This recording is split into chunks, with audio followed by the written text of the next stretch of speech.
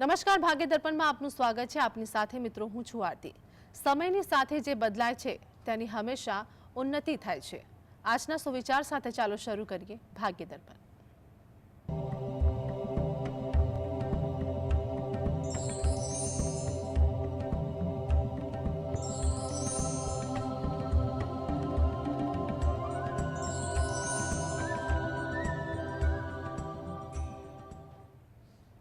તો ભાગ્ય દર્પણમાં આપના પ્રશ્નોના નિરાકરણ અને રાશિફળ વિશે માહિતી અને માર્ગદર્શન આપવા માટે આપણી સાથે જોડાયા છે જ્યોતિષાચાર્ય અને વાસ્તુશાસ્ત્રી હર્ષિતભાઈ પાઠક. હર્ષિતભાઈ, જીએસટીમાં આપનું સ્વાગત છે. નમસ્કાર. નમસ્કાર. સર્વપ્રથમ આજના પંચાંગ વિશે જણાવો. હા, આજના દિવસની શુભ શરૂઆત કરીએ પંચાંગની જાણકારીથી. આજે વાર છે શુક્રવાર. વિક્રમ સંવત 2081 ચાલી રહ્યો છે. તારીખ છે 29 નવેમ્બર 2024, 29/11/24. આજની તિથિની વાત કરીએ. કારતક મહિનો ચાલે છે. તેનો વદ પક્ષ એટલે કૃષ્ણ પક્ષની 13 છે. જોકે સવારે 8:39થી 14નો પ્રારંભ થઈ જશે. નક્ષત્ર સ્વાતિ છે, યોગ શોભન અને કરણ વણી જ આવે છે. આજની રાશિની વાત કરીએ તો આવે છે તુલા રાશિ, કે જેના નામાક્ષર છે ર અને ત. આજે જો કોઈ બાળક જન્મે તો તેનું નામ તુલા રાશિ પરથી પાડવું હિતાવહ રહેશે અને આ જ પ્રમાણે ગ્રહ ગોચરની પણ ગણતરી કરવાની રહેશે. દિન વિશેષની વાત કરીએ તો આજે માસિક શિવરાત્રિ ગણાય છે. આજે વીંછુડાનો પ્રારંભ મોડી રાત્રે થવાનો છે અને વિષ્ટિ જે છે સવારે 8:40થી રાત્રે 9:28 સુધી રહેવાની છે. જી. તો હર્ષિતભાઈ, આગળ વાસ્તુ અંગે દર્શક મિત્રોને માહિતગાર કરજો. હા, વાસ્તુમાં આપણે વાત કરી રહ્યા છીએ તત્વો વિશે અને તેમાં પણ વિશેષ વાત કરી રહ્યા છીએ જળ તત્વ વિશે. જળ તત્વ એ ખૂબ મહત્વનું તત્વ છે અને તેના વિશે જેટલી વધુ સમજણ રાખો, જેટલું તમારા ઘર, મકાન, ભવન, ઓફિસ, ફેક્ટરી જે પણ જગ્યા હોય ત્યાં તમે જેટલું બેલેન્સ રાખશો એટલું ઉત્તમ ફળ મળશે. જોવા મળ્યું છે, શાસ્ત્રમાં પણ કહ્યું છે અને અનુભવથી પણ જોવા મળ્યું છે કે જે પણ કોઈ મકાન કે બાંધકામમાં જળ તત્વ સંતુલિત હોય તો ત્યાં રહેનાર વ્યક્તિ હોય છે તેનું વ્યક્તિત્વ ખૂબ આકર્ષક રહે છે, પ્રભાવશાળી રહેતું જોવા મળે છે. તેમને ધન પ્રાપ્તિના, પ્રગતિના અવસર, તકો જીવનમાં આવતી રહેતી હોય છે. ઉપરાંત ખાસ કરીને તે લોકોનું સ્વાસ્થ્ય સારું રહેતું હોય છે. રોગ પ્રતિકારક શક્તિ પણ ઉત્તમ રહેતી જોવા મળતી હોય છે અને તેમના વિચારસરણી પણ બહુ સ્પષ્ટ હોય છે. નિર્ણય શક્તિ પણ પ્રભાવી જોવા મળતી હોય છે અને જો અસંતુલિત હોય તો આનાથી વિરુદ્ધના અસરો જોવા મળતી હોય છે. જી. આપણી સાથે દર્શક મિત્ર જોડાયા છે ખુશાલીબેન, જેમની માટે પ્રશ્ન છે તેમની જન્મ તારીખ જણાવો. જી ખુશાલીબેન, આપને અવાજ આવી રહ્યો છે?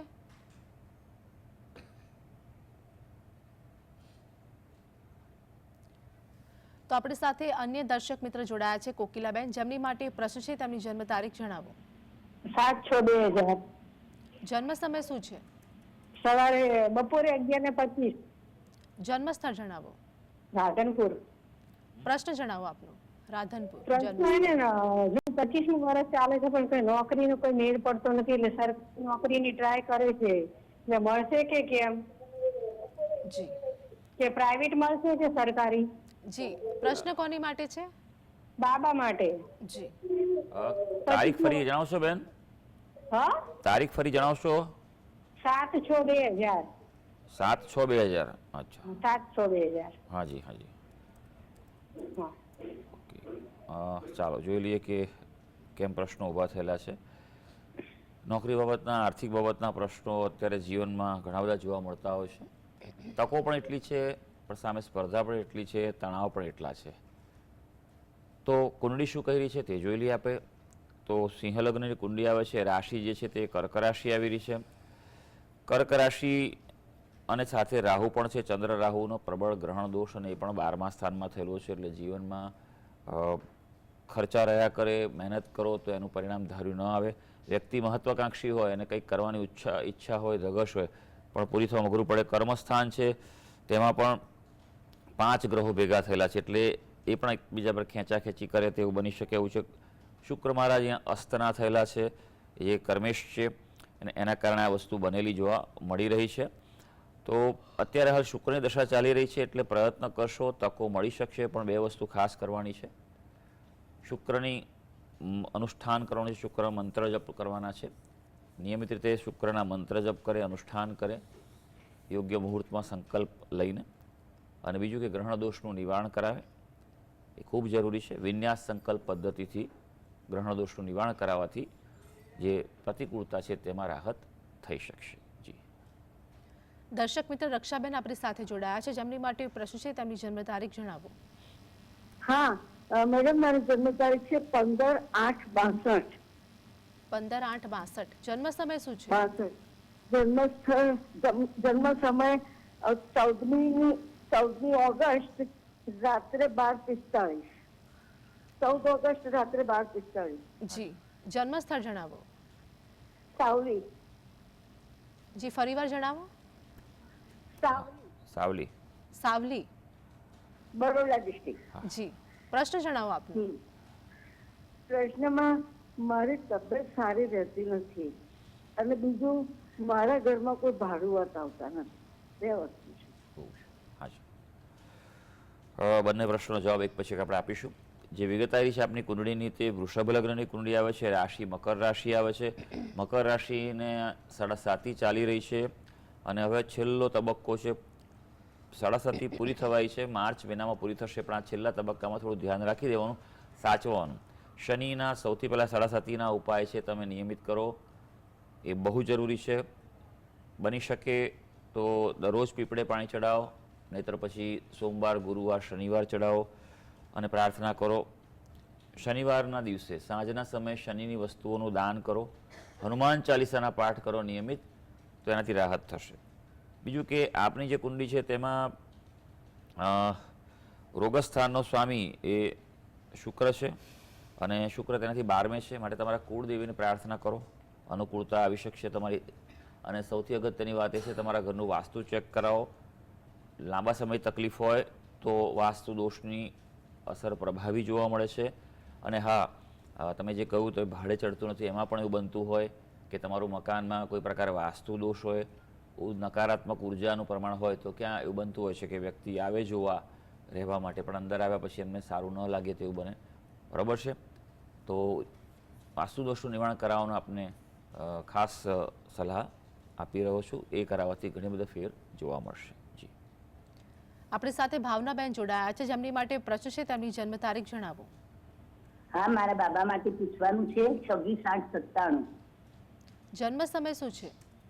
સવારે 10:29 અને અમદાવાદ. જી પ્રશ્ન જણાવો આપ. અને પ્રશ્ન એ છે કે એની 2 વાર મેં સગાઈ કરી પણ અનુકૂળતા ના આવી એટલે મેં તોડી છે. હવે એને સગાઈ અને લગ્ન ક્યારે થશે એ બતાવો. હા, જોઈ લઈએ ચાલો કે તમે જે વિગત આપી છે અનુસાર જે કુંડળી આવી રહી છે, તે તુલા લગ્નની કુંડળી આવી રહી છે. રાશિની જો વાત કરવામાં આવે તો વૃષભ રાશિ આવે છે, ચંદ્ર 8મા સ્થાનમાં છે. આવા વ્યક્તિઓની નિર્ણય શક્તિ થોડીક નબળી હોય છે. ઉતાવળમાં અથવા ભાવ કે લાગણીમાં આવીને આવા વ્યક્તિઓ નિર્ણય નહીં કરવાનો, પાણીથી દૂર રહેવાનું. ખૂબ સપ્તમ દાનનો અધિપતિ મંગળ છે, પ્રથમ સ્થાનમાં છે, એટલે આ માંગલિક કુંડળી કહી શકાય, મંગળ દોષ ગણાય. બરાબર છે? એટલે સામે એવું પાત્ર શોધવા પ્રયત્ન કરજો કે જેનામાં મંગળ કે શનિ હોઈ શકે. અત્યારે હાલ ગુરુ મહારાજ દશા ચાલી રહી છે. ગુરુ મહારાજ આપની કુંડળીમાં 4થા સ્થાનમાં છે, પણ નીચના છે, એટલે ક્યાંક પ્રતિકૂળતા આપી રહ્યા છે. અને લાભ સ્થાનમાં રાહુ અને સૂર્યનો પ્રબળ ગ્રહણ દોષ છે, જે જીવનમાં મળતા લાભ અટકાવે છે. એટલે 3 વસ્તુ કરવાની જરૂર છે. પહેલી વસ્તુ કે જે ગ્રહણ દોષ છે તેનું નિવારણ કરાવો વિન્યાસ સંકલ્પ પદ્ધતિથી. બીજું, મંગળ ગ્રહના જપ કરે, દાન કરે, અને ત્યારબાદ ગુરુ ગ્રહના જપ કરે અને દાન કરે, તો એને આવશ્યક જે તકલીફો દેખાઈ રહી છે તેમાં રાહત મળી શકશે. જી વિક્રમભાઈ આપણી સાથે જોડાયા છે. વિક્રમભાઈ, જેમની માટે પ્રશ્ન છે, તેમની જન્મ તારીખ જણાવો. 28/8/1971. વિક્રમભાઈ, આપનો અવાજ ક્લિયર નથી આવી રહ્યો. જન્મ તારીખ જણાવો. 28/8/1971. જન્મ સમય શું છે? જન્મ સ્થળ ગુંજી. જી જન્મ સમય શું છે? સમય તો ખબર નથી. જન્મ સ્થળ જણાવો. જન્મ સ્થળ ગુંજી. પ્રશ્ન જણાવો આપનો. હવે આપણે ધંધો કરીએ છીએ પણ ધંધામાં કઈક બરકત નથી. જી આપણે સમયને તો ખ્યાલ નથી હો. જી જી જી તારીખ આપની 28 ઓગસ્ટ 1978, બરોબર? હા. ઓકે. એમની જો કે વિગત પૂરેપૂરી આપણને પ્રાપ્ત થઈ નથી, સમય નથી મળ્યો, માટે આપની કુંડળી તો બનતી છે નહીં, પણ ચંદ્ર કુંડળી અને અન્ય આધારે આપણે જણાવી શકીએ. જો આપની જે રાશિ જે છે તે મિથુન રાશિ આવી રહી છે. કુંડળીમાં શનિ સૂર્યનો પ્રબળ ગ્રહણ સંઘર્ષ દોષ છે અને રાહુ મંગળનો અંગારક દોષ છે. એનું આપે નિવારણ કરાવવું જોઈએ.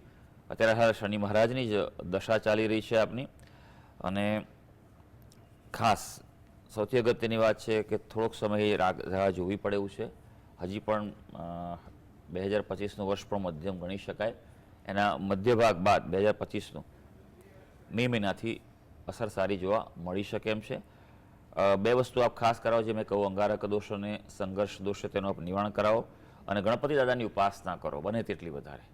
ઓમ ગંગણપતે નમઃ મંત્ર જપ કરો, સંકટનાશન ગણેશ સ્તોત્રના પાઠ કરો, મંગળવારે કોઈ ભૂખ્યા વ્યક્તિને કંઈ ભોજન કરાવો, અને બને તો ગણપતિ મંદિરે જઈ ત્યાં કોઈ ગળી વસ્તુ પ્રસાદ તરીકે વહેંચો અને પ્રાર્થના કરશો તો તમારા કામકાજમાં અનુકૂળતા વધી શકશે. જી તો હર્ષિતભાઈ આગળ રાશિફળ વિશે વાત કરીશું. મેષ, વૃષભ અને મિથુન રાશિના જાતકોનો આજનો દિવસ કેવો રહેશે તે જણાવો. હા, શરૂ કરીએ આજના દિવસનું રાશિ ભવિષ્ય. સૌથી પહેલી રાશિ આવે છે મેષ રાશિ. ભાઈ, મેષ રાશિના જાતકોના નામાક્ષરો છે અ, લ અને ઈ. થોડું ધ્યાન રાખવું પડે એવું છે. આજે કામનો બોજ વધી શકે અને કદાચ કામ કરવાનો કંટાળો આવે તેવું પણ બને. ખાણીપીણીમાં પણ સંભાળવું પડશે, નહીં તો તેની અસર તમારા શરીર પર પડી શકે. આજનો દિવસ છે તે થોડોક સંયમથી અને શાંતિથી પસાર કરજો. વૃષભ રાશિ, જેના નામાક્ષર છે બ અને ઉ. વૃષભ રાશિના જાતકો માટે આજનો દિવસ છે તમને તાજગી અને ઉત્સાહ આપવા જઈ રહ્યો છે.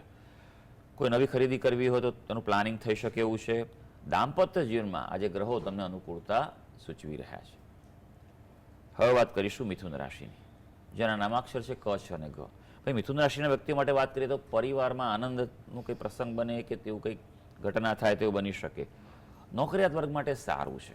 સેવાકર્મી હોય, દલાલીનું કામ કરતા હોય, કન્સલ્ટન્સી કરતા હોય, દિવસ સારો છે. આજે નવી મુલાકાત, ચર્ચા, મીટિંગ, ઇન્ટરવ્યૂ તમારા માટે લાભદાયી રહેશે. જી તો હર્ષિતભાઈ આગળ કર્કસિંહ અને કન્યા રાશિના જાતકોનું આજનું રાશિ ભવિષ્ય શું કહે છે તે જણાવો. કર્ક રાશિની વાત કરીએ. કર્ક રાશિના જાતકો જેના નામાક્ષરો હોય છે ડ અને હ.